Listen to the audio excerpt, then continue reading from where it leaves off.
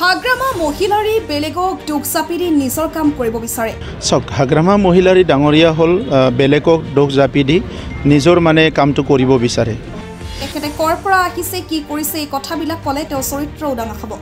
চিৰাঙৰ বিজনেত এই মন্তব্য বিটিঅ'ৰ মুখ্য কাৰ্যবাহী সদস্য Pramod Boro. Bijni ex army federation of veterans এছ'চিয়েশ্যনৰ 30 লাখ টকা ব্যয় সাপেক্ষে নিৰ্মাণ হ'বলগীয়া কাৰ্যালয়ৰ আধাৰশিলা স্থাপন আৰু শিয়ালমাৰী 50 লাখ টকা ব্যয় সাপেক্ষে চিলাৰায় কমিউনিটি ভৱনৰ আধাৰশিলা স্থাপন কৰি এই মন্তব্য কৰে প্ৰমোদ বড়োৱে। হাগ্ৰামা মহিলাৰে সততে প্ৰমোদ বড়োৰ বিৰুদ্ধে আক্ৰমণাত্মক মন্তব্য কৰি অহাৰ প্ৰতিক্ৰিয়া প্ৰকাশ কৰি কয়, তেখেতে কি কাম কৰিছে সকলো ৰাইজৰ ওচৰত আছে, ক'ব লাগিলে তেখেতৰ বেয়া হ'ব।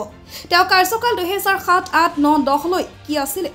অলপ ঘূৰি চাওক, সমাজৰ ভাল পৰিৱেশ নিবিচৰা নায়কবিলাকৰ আমাক কিবা কোৱাৰ অধিকাৰ নাই। যেতিয়া তেওঁৰ চৰকাৰ আছিল ভাবুকি দিয়াই নহয়, মোক মাৰি পেলাব বিচাৰিছিল। 2020 চনত মোৰ কনভয়ৰ আক্ৰমণ কৰিছিল, কিন্তু একো কৰিব নোৱাৰিলে। হাগ্ৰামা মহিলাৰীৰ ভয় ভীৰ দাদাগিৰি এইবিলাক শেষ কৰি সুস্থ সমাজ কৰিবলৈ আগবাঢ়ি আহিছোঁ। 2009 চনত বেআইনী অস্ত্ৰৰ হিংসামুক্ত সমাজ লাগে বুলি কাম কৰিছিলোঁ। আজি বিটিঅ'ত বেআইনী অস্ত্ৰ নাই, শান্তি ঘূৰি আহিছে। এই পৰিৱেশ দেখা পাই তেওঁলোকে শান্তিৰে শুব পৰা নাই, সেইকাৰণে আবুল তাবুল বকি আছে। মুখ্যমন্ত্ৰী VCDCক বৰালি মাছৰ লগত তুলনা কৰাৰ প্ৰতিক্ৰিয়া প্ৰকাশ কৰি কয়, বৰ্তমান VCDCৰ কোনো দুৰ্নীতি নাই, আমি পুনৰ চৰকাৰ ৰখাৰ পিছত VCDCক খুব ভালকৈ কৰিম।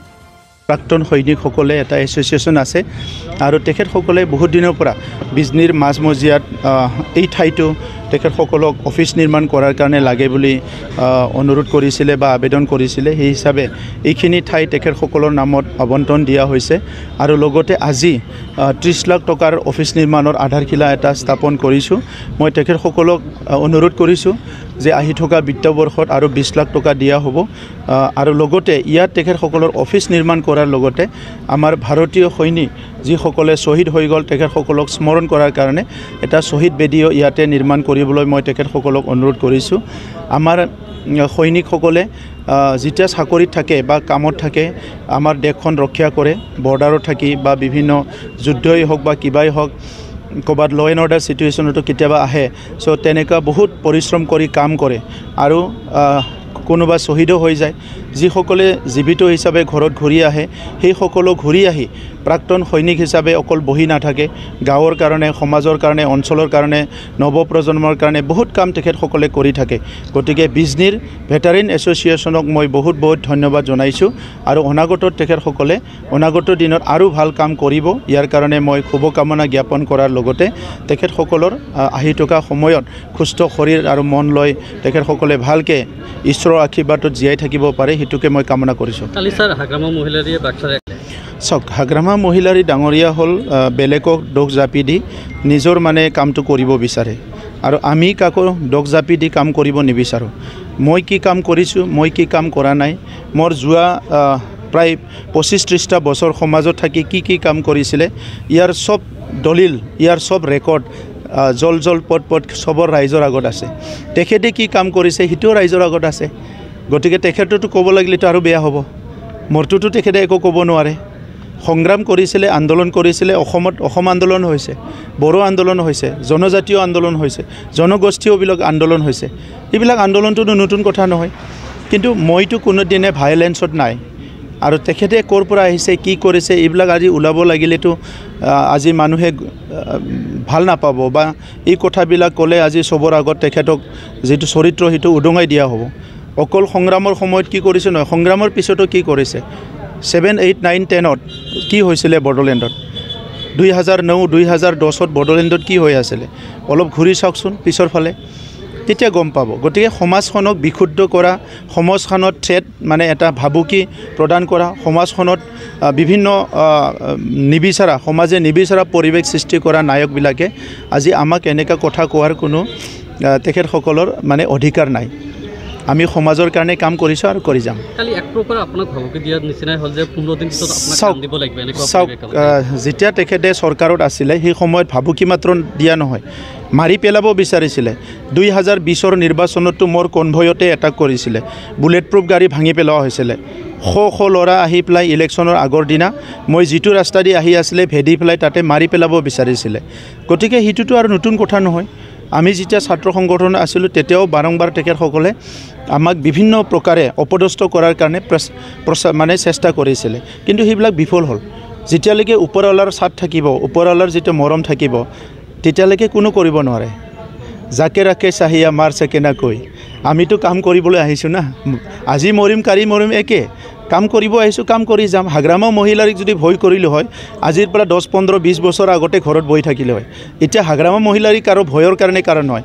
হাগ্ৰামা মহিলাৰীৰ ভয় ভীত দাদাগিৰি এইবিলাক শেষ কৰি সুস্থ সমাজ গঢ়িবলৈ আগবাঢ়ি আহিছোঁ। আৰু ইয়াৰ কাৰণে আমি তেনেকুৱা ভয় ভাবুকি কেতিয়াও মানে ভয় নকৰোঁ। 2009 চনত বেআইনী অস্ত্ৰ আৰু হিংসামুক্ত সমাজ লাগে বুলি কাম কৰিছিলোঁ। আজি বড়োলেণ্ডত কোনো ধৰণৰ বেআইনী অস্ত্ৰ নাই, হিংসামুক্ত হৈছে। এই পৰিৱেশবিলাক দেখা পাই পেলাই তেখেতসকলে শান্তিত শুব পৰা নাই। এইকাৰণে আবুল তাবুল বুকিছে, মোৰ ওপৰত ডগ জাপিছে। এই ডগবিলাক মোক নালাগিব। মই যিটো ভুল কাম কৰা নাই ইয়াৰ পাপ মোৰ নালাগে। মোৰ ভগৱানৰ ওপৰত পূৰা বিশ্বাস আছে। ছাৰ ফালৰ পৰা কোনো ধৰণৰ এতিয়ালৈকে প্ৰস্তাৱ অহা নাই। মইতো আশা কৰিছোঁ মানে বিচাৰোঁ আৰু আহক, আৰু আহিলে আমি ডিছকাউণ্ট এখন ভগাই ল'ম। তেখেতৰ পৰাও প্ৰস্তাৱ অহা নাই। ক'ত লিখা আছে যে মইয়ে আগতে দিব লাগে? তেখেতৰ দায়িত্ব নাই নেকি BTCৰ অঞ্চলৰ ৰাইজৰ প্ৰতি? তেখেতৰ দায়িত্ব নাই নেকি বড়ো জনগোষ্ঠীৰ প্ৰতি? তো বড়োলেণ্ডৰ যেতিয়া 5টা বছৰ যোৱাবাৰ আমাৰ চৰকাৰ হ'ল, 5টা বছৰ একদিনো এছেম্বলিত নাহিল, সেই মানুহজনে আৰু কি কথা ক'ব আমাৰ আগত থিয় দি? আমাৰ আগতো তেখেতে থিয় দিব নোৱাৰে। যদি BTC জনগণে বিচাৰে UPPL BPF এক হওক, তেতিয়া কি কৰিব? চাওক, পলিটিক্সটো বেলেগ, সমাজৰ পৰিৱেশটো বেলেগ, সমাজৰ চিন্তাটো বেলেগ। গতিকে পলিটিক্সটো এটা নীতিৰ আধাৰত কৰিব লাগে। অনৈতিকভাৱে পলিটিক্স কৰিব গ'লে সেইটো গণ্ডগোল লাগে সমাজত।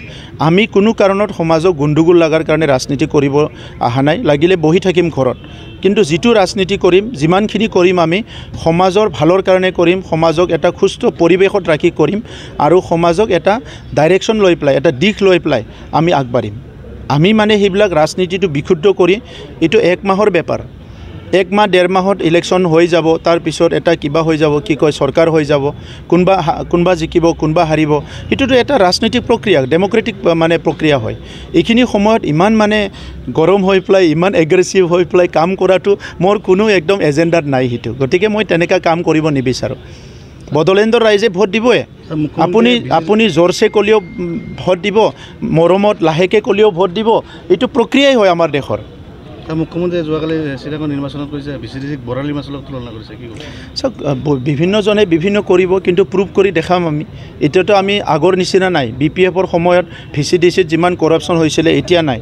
আৰু আগৰ আহি থকা সময়ত আমি চৰকাৰ গঠন কৰাৰ পিছত নেক্সট বাৰতো VCDCটো মানে বেলেগ জেগাত ভাৰতৰ যিবিলাক পঞ্চায়ত ৰাজ চলি আছে, য'ত আজি কেৰেলাত ভাল চলি আছে, ক'তবা যদি ৰাজস্থানত ভাল চলি আছে, বিভিন্ন ৰাজ্যত পঞ্চায়তী ৰাজটো ভাল চলি আছে, ঠিক তেনেকুৱাই আমাৰ অঞ্চলতো আমি আহি থকা সময়ত VCDCটো খুব ভালকৈ কৰিম। Thank U.